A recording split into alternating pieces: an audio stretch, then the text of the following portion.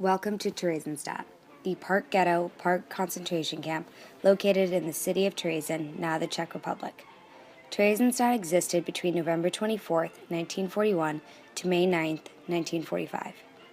Theresienstadt initially was a transit camp for the Czech Jews, but became a ghetto labor camp where select German, Austrian, and Czech Jews were deported for their military status, age, and their talent in the arts. Theresienstadt was a very unique place, for it did not resemble the other traditional camps and ghettos, and was therefore used extensively as a propaganda tool. In the background, the sounds and music come from the propaganda film created by the Nazis to show the Red Cross and the rest of the world what was happening in Terezin, as if it was happening all across the East. While the film was created, the Red Cross did still physically visit in June of 1944 to find an elaborate cover-up involving multiple musical and other cultural performances. These performances and shows were prevalent throughout Theresienstadt. Theresienstadt had a very popular and lively cultural scene. Many musicians and actors and artists and lecturers performed in creative works of arts while imprisoned.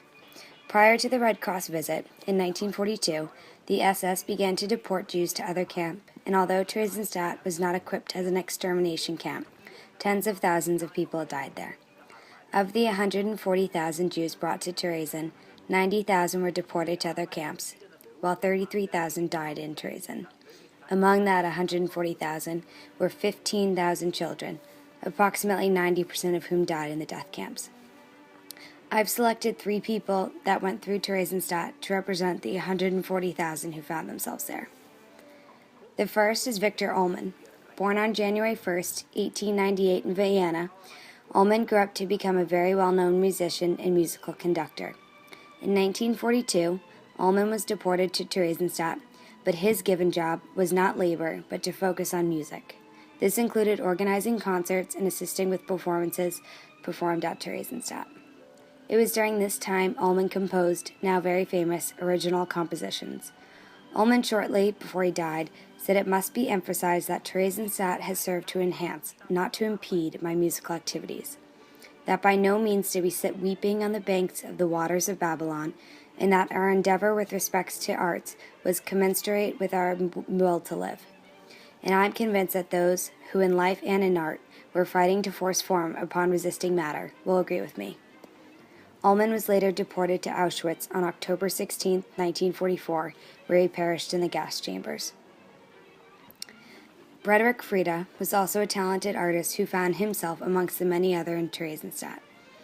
Frieda was born September 19, 1906 in Czechoslovakia, and on December 4, 1941, was deported to Terezin. Upon arrival, Frieda was assigned to supervising the drawing studio, where up to 20 imprisoned artists worked to make construction plans, illustration reports, and propaganda for the commandant's office. However, under Frieda's supervision, the artists secretly used the studio materials to record what was actually occurring in Theresienstadt, which you can see.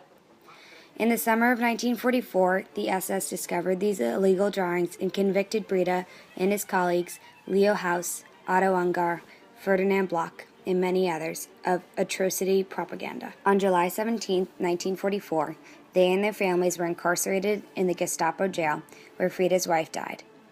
Frieda and Leo Haus were then deported to Auschwitz, where in November, Frieda died of exhaustion.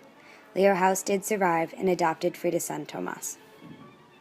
While Theresienstadt was home to many cultural artists of the time and elderly, as stated previously, 15,000 children passed through Terezin as well. One little girl in particular, Inge Auerbacher, born December 31, 1934, in Kippenheim, Germany, also was in Terezin. Inge was the only child of Berthold and Regina.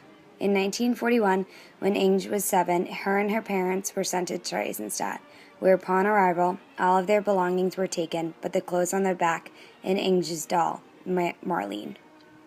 Inge spent her next 5 years scared, hungry, and sick, and on her 8th birthday, her parents gave her a little potato cake. For her 9th, an outfit of rags for Marlene, and for her 10th, a poem that her mother had written.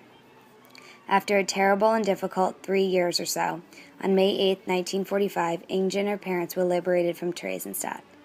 The following May, her family moved to the United States. Inge was a very lucky little girl. For only 132 children that passed through Theresienstadt are known to have survived out of the 15,000 that were there. One of the few pieces of remembrance we have for the thousands that did not survive is a collection of the children's drawings and poems created while at Theresienstadt. These drawings and poems, as you see, have been compiled into the book I Never Saw Another Butterfly, which encaptures the daily misery of these forsaken children, as well as their courage, optimism, and hope. This last poem was created by a little boy named Teddy, who was in Theresienstadt. At Theresienstadt, when a new child comes, everything seems strange to him. What, on the ground I have to lie? Eat black potatoes? No, not I. I've got to stay. It's dirty here. The floor, why look, it's dirt, I fear. And I'm supposed to sleep on it? I'll get all dirty. Hear the sound of shouting cries, and oh, so many flies. Everyone knows fly carry disease. Ooh, something bit me. Wasn't that a bed bug? Here in Theresienstadt, life is hell, and when I'll go home again, I can't yet tell. Anfang bis zum Ende begeistert mitgehenden Zuschauern ein hartes Spiel geliefert.